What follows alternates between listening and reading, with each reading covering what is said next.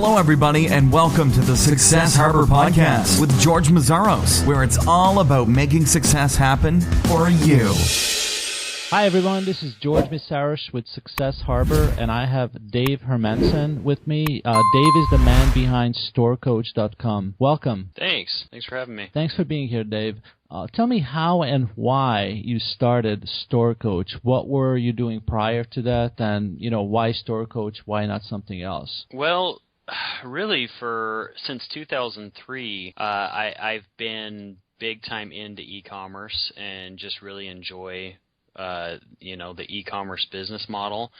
And we now that I'm teamed with my brothers, I did a few stores prior to teaming up with my younger brothers, and now 7-8 years later we've done over 60 successful e-commerce stores. And really the way that StoreCoach.com came to be was we did a few digital training courses where we actually taught our basic process prior to Store Coach, but they were really just like one-time purchases. They were more like ebook digital product purchases, and that really led us to the idea of Store Coach, which is more of a permanent portal, a permanent e-commerce community that people can be a part of and remain a part of, rather than just going through a training course and being done with it.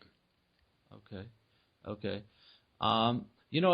As I was doing research for this interview, I watched your interview on Fox Business, and I just was wondering how you managed to get on Fox Business. For us that are building our businesses out there, what is your suggestion for that? Well, when I don't want to take too long telling a long boring story, but a kind of a summary of how I started to into e-commerce and got to that point of actually being interviewed on Fox News. In 2003, me and my brother were buying used books from our college bookstore and reselling them to folks that were using those books as part of their curriculum on other campuses. So we were basically marking up the books, selling them for more elsewhere, and that kind of led us into e-commerce. When that opportunity kind of dried up, when the publishers started buying back the books, we really went. We went to the web looking for more information on buying wholesale, so we could sell for a marked up retail price, and that kind of led us to e-commerce. Our first couple stores were kind of flops. We didn't know anything about SEO. We didn't know anything about marketing really. We just set up Yahoo stores and squeaked out a couple sales a month, but it was just kind of barely covering our costs. And we came to the realization that we really, really needed to understand SEO and marketing better. And I basically spent 2 years after that just learning SEO really, really well. And then when we came back, and actually I was solo at that point because my brother that I originally started with was doing his own thing, I started a store called Everything Birds. It was located on bird-cage.com, bird-cage.com. I really, really, really knew SEO at that point, and it took off just right out of the gate. I bought the domain name that I used for $1,800, and its first 12 months of existence, I did a little over $100,000 in profit. So, it went from 2 years prior to that barely covering our $50, $60, $70 a month in costs to almost doing $10,000 a month in profit. And we ultimately decided to sell it on Flippa and ended up selling it for $173,000. And somebody from the New York Times just happened to be looking for people that had, quote unquote, flipped a website for a big profit. So one of the owners of Flippa actually put that journalist in touch with me, and they interviewed me, and we ended up being on the front page of the business section of the New York Times. And that got so much attention that we ended up being on Fox News and some other pretty big news shows nationwide, and dozens of additional newspapers and magazines. So it all kind of stemmed from buying bird-cage.com and then selling it for almost $200,000 2 years later. And what year did you buy that? I think it was sometime in 2005. So in about 2 years, from 2005 to 2007, right, you basically built that business. Now, do you think today in 2014, if I buy a domain, can I do what you did? Can I replicate in 2014 what you were managed to do like 7 years ago or so? Oh yeah, yep. All the concepts still apply. I mean, we're still doing it to this day. So that wasn't an isolated incident. We've done it dozens of times, and obviously every success isn't a $200,000 gain, inside of 24 months. Obviously, you're going to have some singles and some doubles along with those triples and home runs. But I mean, we've sold a handful of sites for over 100,000, so it wasn't an isolated incident. Yeah, and in the Fox interview, on the screen, I don't know if this actually came up, but on the screen it says you made $213K in 28 months selling flipped sites.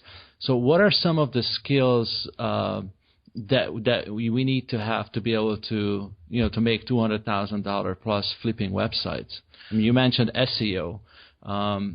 Maybe you can elaborate on that, and maybe some other skills that you think are important. Yeah. To me, there's a difference between quote unquote flipping websites and building successful websites, successful e-commerce stores, because we don't really, our intention has never been to necessarily flip websites. I mean, for a while there, it was kind of just assumed that once we built this thing up, we would sell it off.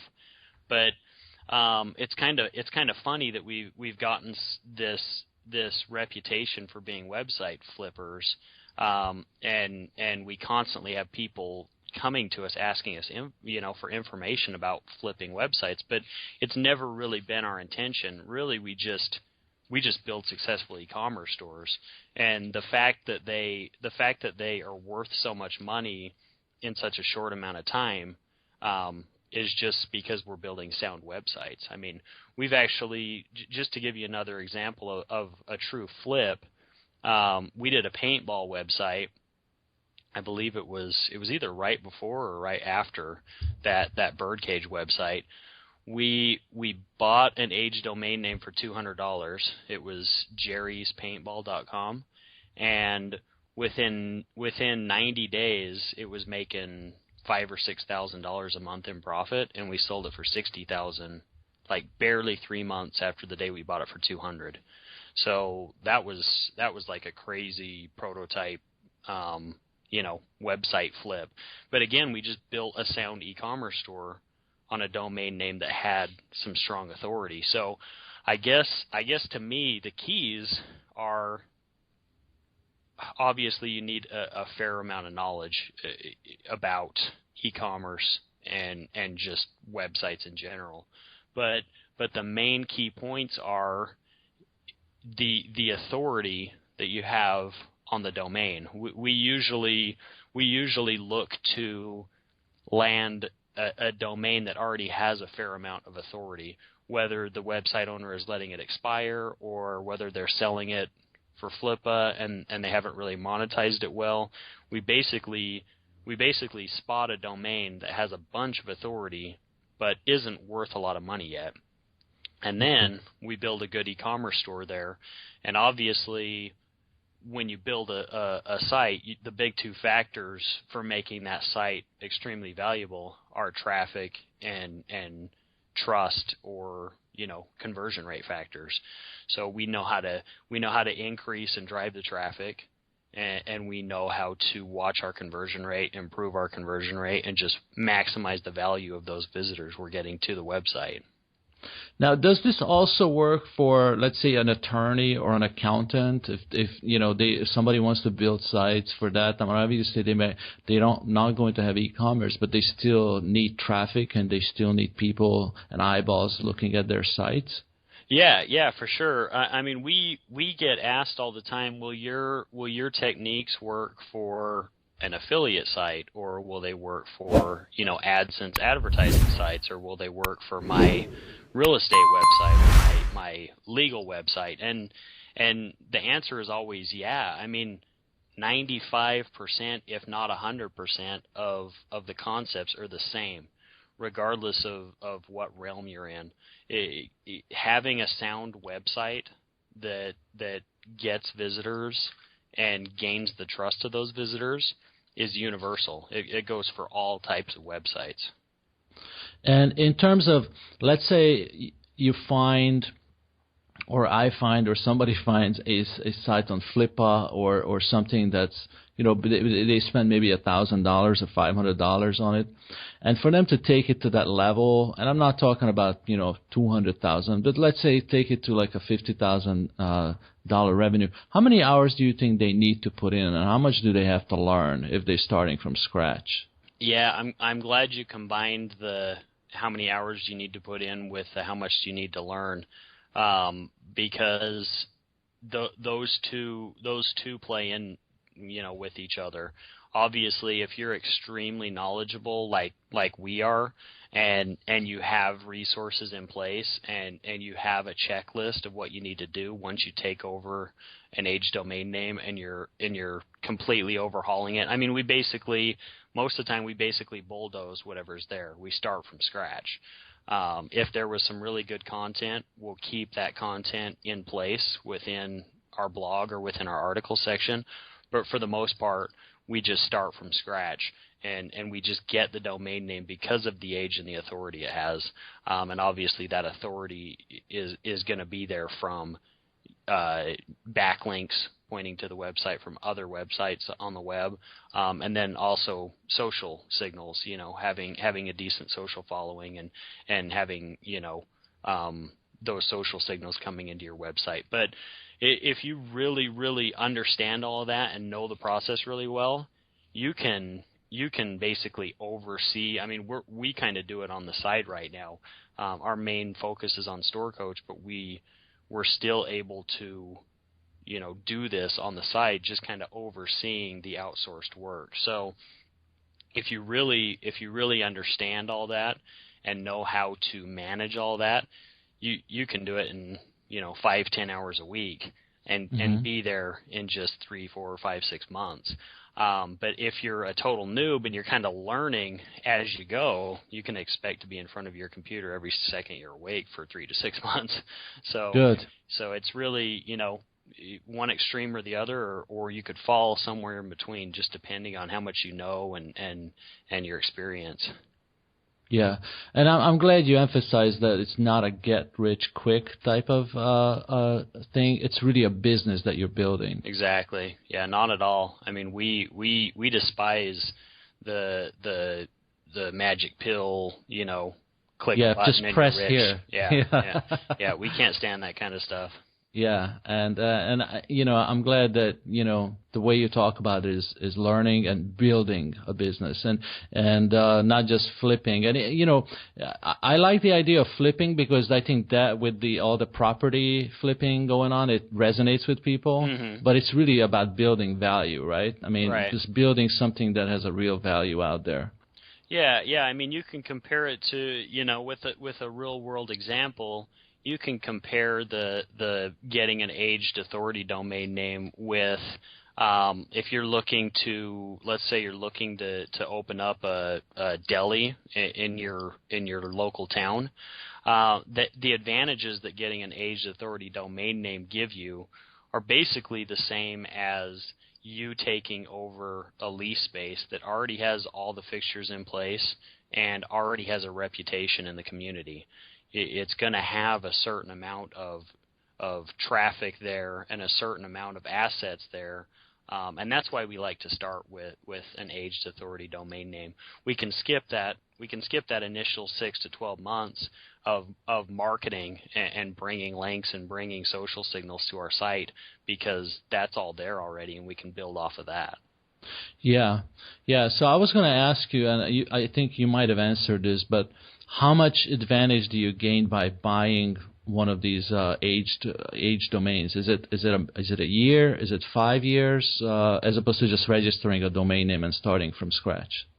Yeah, I would say a good average is like 6 to 12 months is what we gain. I mean, a lot of our stores over the past 7-8 years have actually been stores that we started on our own domain names.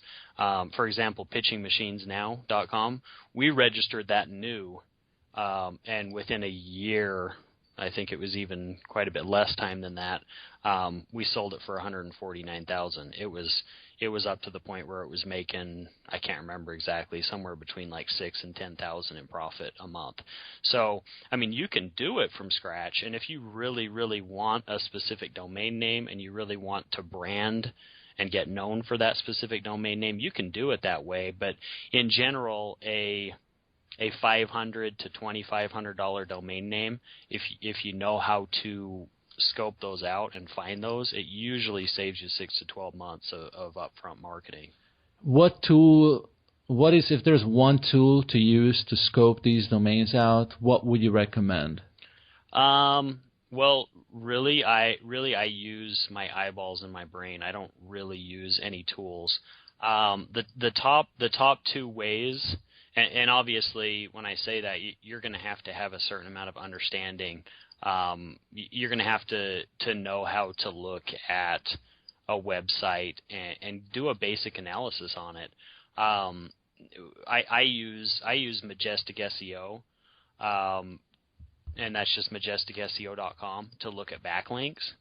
And you can actually go link by link, and I usually just sample 8 or 10 links in a website's backlink profile and make sure they're not spammy, make sure they're not purchased links or, all footer links or all blog roll links. I just basically watch for red flags like that, because you don't want to buy a site that has dozens of backlinks that are all total spam, like obviously purchased links that Google's going to frown upon. You want the backlink profile to look really natural. You don't want too much of the anchor text saying one specific phrase. You want the anchor text mixed up, and you want the backlinks to look natural. But really, as far as finding potential domain names to buy, we look at Flippa.com once a week and go through all the sites that are at least a year old and getting at least 2,000 uniques a month in traffic. So we kind of cruise through there and look for any diamonds in the rough. And another great way to look is to just put the search phrase that you're targeting. If you've already decided I want to start a birdcage store, we'll just put bird cages or birdcage into Google, and we'll cruise through the top 100 ranking sites and see if there's any underutilized sites. See if there's any sites that look like they're under construction or the website owner is clearly neglecting them, like a blog that hasn't been updated for 2 or 3 years, sites that don't seem to be monetized. They don't seem to have any AdSense on them. They don't seem to have any add to cart buttons on them. They're just not monetized. And those are the type of sites that people are willing to give up a lot more often than a site that's monetized and is making decent money. Obviously, most website owners know that it's worth a lot more than you're willing to pay. So we look for what we call underutilized websites, and then you can simply go do a who is search on the domain name if there's no contact details on the site, and find the site owner's information and call them up or write them an email and just see if they have any interest in potentially selling to you. Sounds good. Now, how do you find niches for websites to either flip or to build? Do you seek out specific niches that you had good experience with, or it's really more about generosities and just, looking for the diamond in the rough? What is your strategy for that? Well, initially initially it was very, very manual. I would actually go to like a shopping portal, or I would use like a dropship directory and just go one product type at a time and look at the top ranking sites in Google, look at the search volume. So really like all things business, all things economics, it's really a matter of supply and demand. The demand is how many times a specific product type is searched for a day, and the Google AdWords keyword tool will tell you that. So if there's at least we look for keyword phrases that represent product types, for example, bird cages, parrot cages, pitching machines. Clearly these are keyword phrases that represent some sort of product that someone's looking to buy. So the first step is finding keyword phrases that represent a product type that, and you want your top phrase or two to total at least 80 or 100 searches a day, which would equate to 2,500 to 3,000 monthly exact match searches a day, in the Google AdWords keyword tool. So that's your demand. That gives you your demand. There's people searching for pitching machines after you look at that information. So the other half of that is the supply. And to us, the supply just equals the top 10 naturally organic ranking sites in Google. So we'll actually put the search phrase into Google and quickly analyze the top 10 websites and see how well done they seem to be, how optimized they are. Do they seem to know what they're doing? Do they have a good amount of page rank, although page rank's becoming less and less important as time goes on because Google doesn't want to be manipulated. But you can really tell how well a site is built, how trustworthy it seems, how well they branded themselves, how many followers do they have. That's a good modern day social signal for a trust factor, how well some website is optimized. That's a really good factor to look at. How much of a social following do they have? Now, in the past we did that all manually, but we actually a couple years ago developed our own keyword tool that does all of that on the fly. So if you put in a single word like bird or baseball or couch or whatever you want, a single root word in singular form, our keyword tool will spit out a couple hundred keyword phrases that contain that root word, and then you can see the amount of searches that happen a day in Google in the United States in one column, and then we have what we call an MOS, or a market opportunity score, and the closer that score is to 100, the easier it would be to rank on page one of Google for that keyword phrase. So it's cut the time to about 5 or 10% of what it used to take to find a good niche. So really now it's just a matter of finding keyword phrase that has intent to buy, a decent amount of daily searches, 80 or 100 or more for that keyword phrase, and then we look for an MOS score that's 80 or higher, and that MOS score just indicates how easily we can potentially get on page one of Google organically for that phrase. Now, that tool, is it available to your clients or customers, or that's just an internal tool to you? No, it's actually at coacheskeywordtool.com.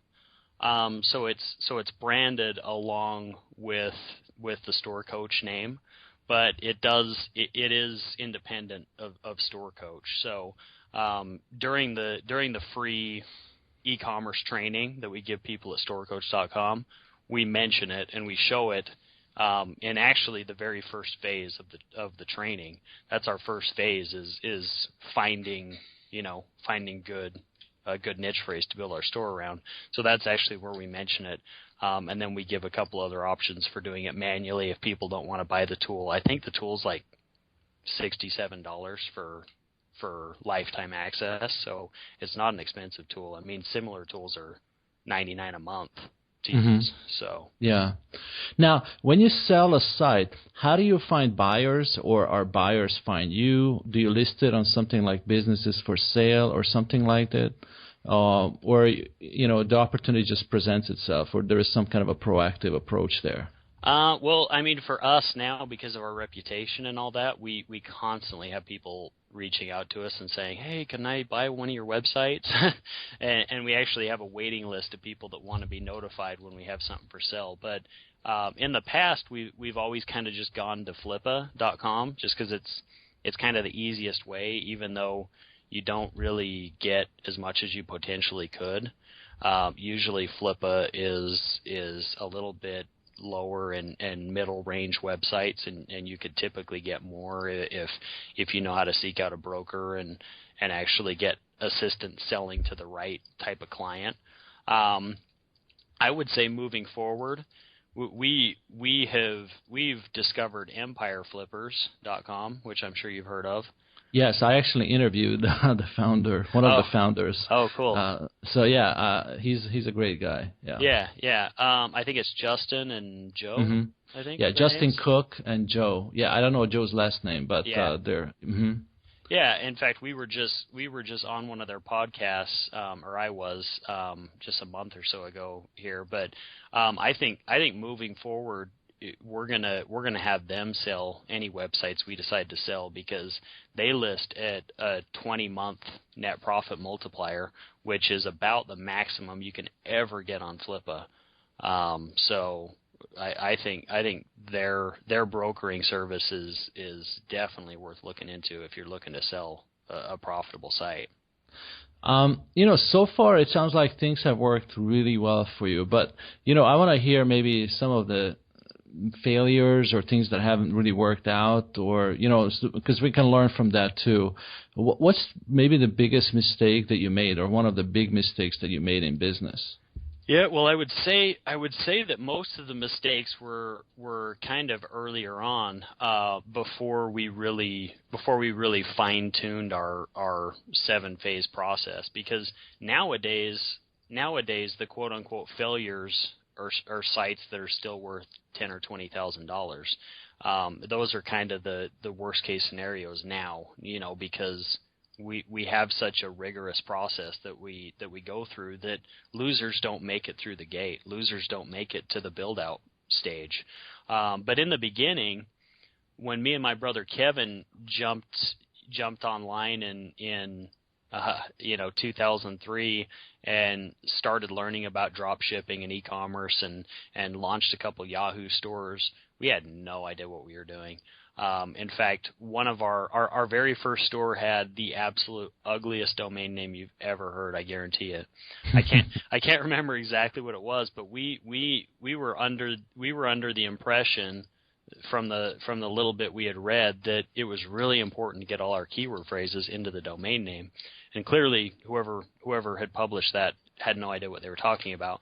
But it was something along the lines of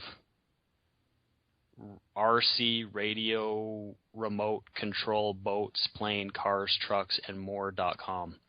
We had maximized the number of characters you can put in a domain name.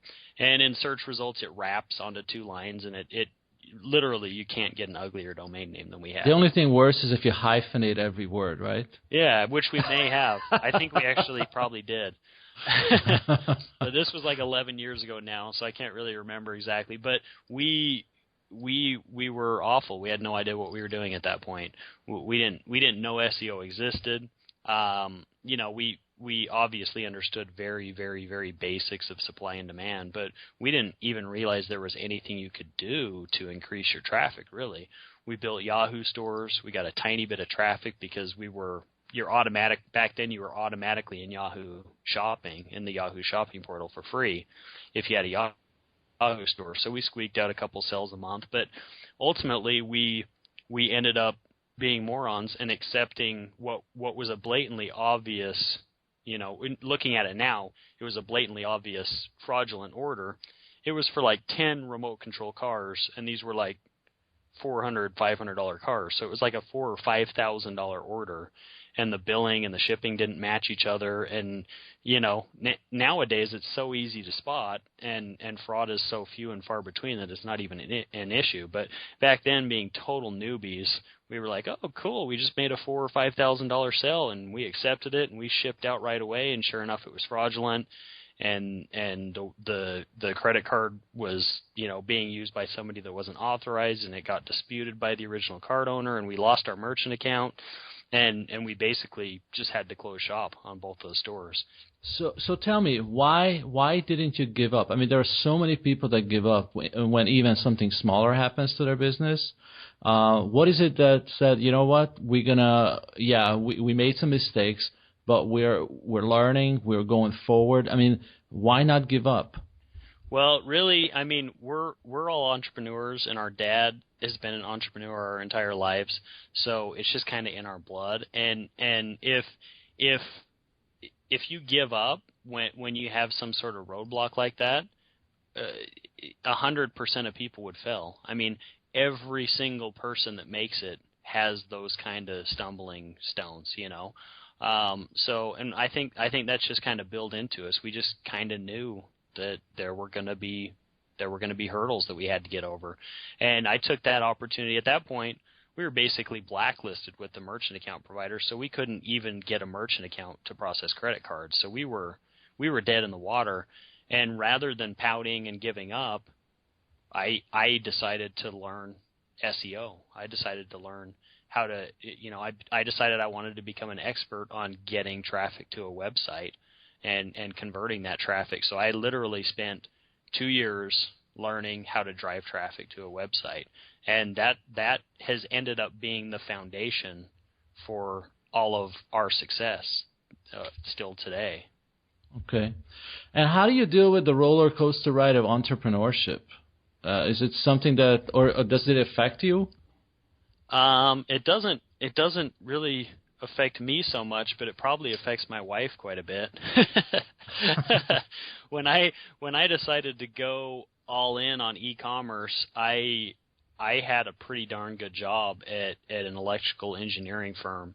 I was the senior AutoCAD technician for a pretty good sized electrical engineering firm here in the Boise, Idaho area. And I literally just quit and jumped all in, and I didn't really have any savings or anything to speak of. So yeah, that freaked her out, and honestly, it kind of freaked me out too. But it was just something I had to do. I just couldn't be in a cubicle day after day anymore. Now, what do you think is one of the biggest time waster for entrepreneurs, especially when they start out in business early on? By far, in my opinion, the biggest distraction and time suck is lack of focus, being spread too thin. I think your average person that has decided that they want to make money online, and they've seen dozens and dozens, if not hundreds of stories of people making tens of thousands of dollars a month, on the internet. And I think the average person jumps in and they try a little bit of this and they try a little bit of that, and they're trying to do 6 or 7 things simultaneously, and none of them make any progress. And you're spread so thin, you're not able to really figure out what you're doing wrong in any one of those 6 or 7 things that you're trying. So my advice is always kind of look at the basics, get an understanding of affiliate marketing, get an understanding of building AdSense or advertising sales kind of sites, get an understanding of e-commerce, and really just decide what you want to focus on and focus on nothing but that. And you're going to have some failures and you're going to have some hurdles, but learn from them and improve yourself so that doesn't continuously happen to you. People always ask me when they're starting on the store coach training, they ask us, what are my chances of success? And our answer is always, well, if you don't give up, your chances of success are about 100%, because the only people that don't end up making good money from it are the people that get frustrated and give up because they run into some sort of hurdle and they decide to pout and close shop instead of learning from it and continuing forward. Now, if a family member or maybe your best friend would come to you and they would want to become an entrepreneur, what would be the first thing that you would teach them? or teach that person? Well, you mean if they decided to do e-commerce and they basically wanted to do what we were doing? Yeah, let's say, I see, Dave, you're very successful, but I have a job, it's not related to what you do. What would you teach them first? What would be the first thing you would have them do? The first thing I would have them do is go through the store coach training. Because obviously if we didn't have that and it wasn't assembled, my answer would be different. I would say to learn the basics of SEO and social marketing, which nowadays SEO is kind of branded as a bad thing because Google hates SEOs, and people that try to manipulate Google end up getting their site penalized. But for me, when I say SEO, I really just mean networking. How to reach out to other similar but not directly competitive websites in my market, and network with them. See how I can help them get traffic and see how they can help me get traffic. And then obviously content marketing. If you have some really, really solid content on your website that's unique and adds some serious value to people that are interested in that topic, drive some traffic to that content, even if it's inexpensive paid traffic, and links will naturally happen. If it's good content and you get eyeballs on it, people will talk about it on social websites and on regular traditional websites, and that will get you some natural social signals and some natural traffic and some natural links. So that to me is SEO, and that's really important. And then on top of that, just some website basics, how to register a domain name, what is a registrar versus a web hosting company, how to look at your analytics and understand your analytics, how to understand conversion rates, and what factors on a website drive those conversion rates. Those are kind of the core, most important things, in my opinion, that people really need to wrap their mind around before they head out and decide that they're going to make money with a website. Okay. And do you have a role model in business, somebody that you look up to, that you think, yeah, that person really got it together? I'm not at all like the average, successful entrepreneur that has read all sorts of self-help books and, looks up to some specific tycoon or some specific guru in a market. We've kind of, for the most part, we've really put our process together on our own through trial and error. And I mean, there have been people that I follow that are experts on specific topics, like the Marketing Brain Trust guys. I think are really good for SEO and social signals and doing natural marketing of a website. And there have been a couple SEOs that I've followed in the past, but I'm not like your typical entrepreneur that has, these one or two billionaires that I try to live by their guidelines or anything. We're kind of stubborn and prideful and kind of wanted to do it on our own, create our own path. That's a valid point. Do you have any last words of wisdom for someone that either has a website that is doing okay, but they really want to take it to that next level? We talked a lot about starting out, but let's help somebody out, or just give them some last words on, I have something, but I want a lot more. What should I focus on? Really, my advice would just be education. And when I say education, I don't mean necessarily college or classes. I mean learning about your specific chosen business model and your specific approach. Seek out legitimate, trustworthy information on that topic, and spend as much time as you can learning, because you're really only going to get there with the combination of experience and knowledge.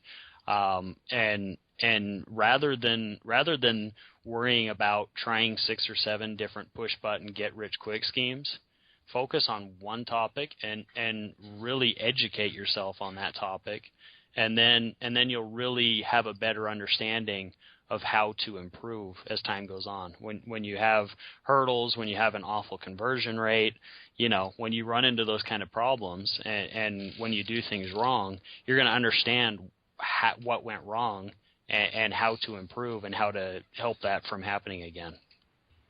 Well, thank you. How can people connect with you? Really, just go to storecoach.com. It's totally free to sign up. The basic account functionality is totally free. And I mean, me and my brothers, the assistant coaches, basically live on the forum. So I mean, yeah, it's a pretty cool, tight knit e-commerce community. And I mean, like I said, our phase-based training, it applies to affiliate product stores too. So I mean, if you're already doing Amazon affiliate product stores or even AdSense websites, the vast majority of what we teach and what we discuss there is still going to apply to you. Well, Dave, thank you for your insight. I learned a lot, and it was just a lot of really good information. Make sure you check out storecoach.com. Thank you, and hopefully we stay in touch, and maybe we can do this next year to see how your business does then. Awesome. Cool. Thanks for having me, George. Thank you. All right. See ya.